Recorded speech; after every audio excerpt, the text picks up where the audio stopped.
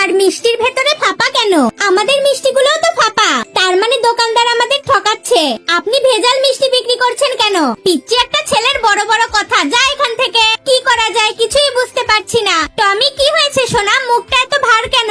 এই মিষ্টি তো ভেজাল। মা, তুমি তো দারুণ মিষ্টি বানাতে পারো, আমাকে একটু শেখাও না। হাতের তালুতে মিষ্টি গোল গোল করো এরকম। মা, আমার মায়ের হাতের মিষ্টি খুব মজা। যাও সোনা, বন্ধুদের খাওয়াও। ফ্রি মিষ্টি, আসল মিষ্টি, আসো সবাই। টমি, তোমার বানানো মিষ্টিগুলো তো সেই মজা। এই বদমাস ছেলেটার জন্য আমার দোকানে একটাও খরিদ্দার নেই। এই ছেলে, তোর জন্য আমার ব্যবসার ক্ষতি হচ্ছে। তোকে তুলে একটা আছাড় মারবো। কাকু, রাগ করবেন না, একটু খেয়েই দেখেন। এত সুন্দর স্বাদ। আমাকে মাফ করো বাবা, আমি এতদিন সবাইকে ঠকিয়েছি। আমাকে শেখাবে আসল মিষ্টি বানানো? অবশ্যই শেখাবো কাকু, চলুন। কাকু, এইভাবে গোল গোল করে আসল মিষ্টি বানাতে হয়। দারুণ শট, ছক্কা।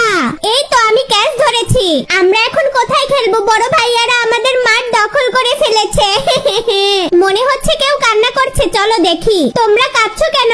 বড় ভাইয়েরা আমাদের মাঠে খেলতে দেয়নি, তাড়িয়ে দিয়েছে। আমি ওদের সাথে কথা বলবো। সাবধানে টমি। ভাইয়া, এটা বাচ্চাদের মাঠ, আমরাও খেলতে চাই। তোরা অন্য জায়গায় গিয়ে খেল। ভাইয়া, সকালে আমরা বাচ্চারা খেলবো, বিকালে আপনারা খেলবেন।